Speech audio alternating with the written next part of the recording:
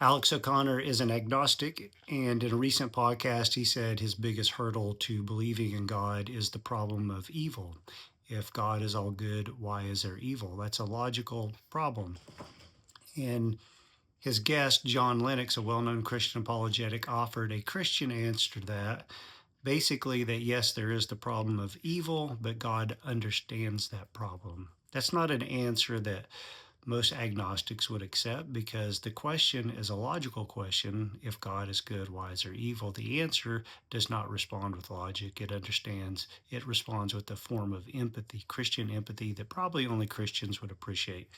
I was once an agnostic. I understand the logical dilemma.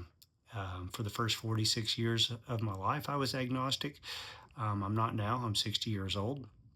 But for the first 46 years, I was agnostic.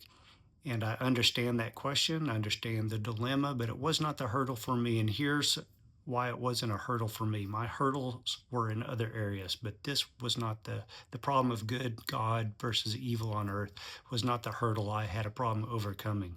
And here's why. There's kind of two aspects to that question, responding with logic to logic. So the first question is, do we really understand what evil and or suffering are? So the premise is that in fact humans experience evil and experience suffering, and from pure logical point of view, that may be a false premise. And the first explanation of that is a play called No Exit. No Exit is a play in which three people find themselves in hell.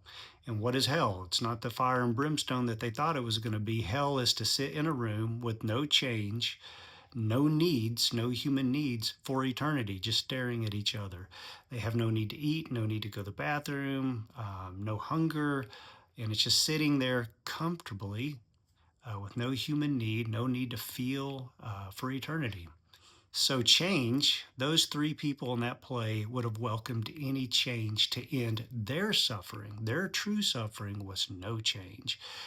They would have accepted any change to end their suffering. So, the things we view as suffering, cancer, death, breakups, all the things we view as suffering would have been heaven to them in that play.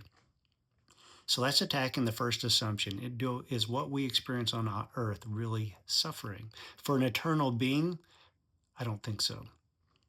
The second problem would be this: we are three dimensional. So our comprehension, our understanding is limited in time and scope to the fact that we're three dimensional.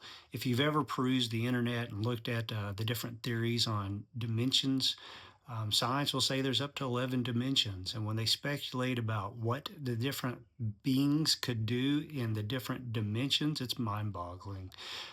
Start at the fourth dimension. I'll try to link a video if I can, which is kind of an interesting overview, 6-minute overview of what different beings on different dimensions could do. But by the time you get to that 11th dimension, you can do anything.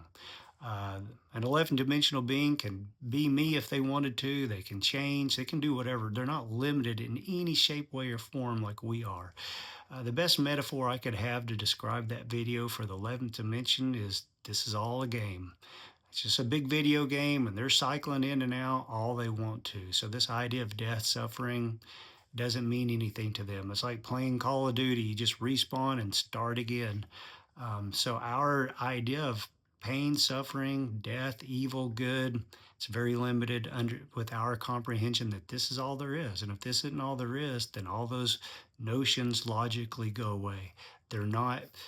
What we view as pain and suffering is not pain and suffering, not just something on the 11th dimension, which for all practical purposes would be God to us.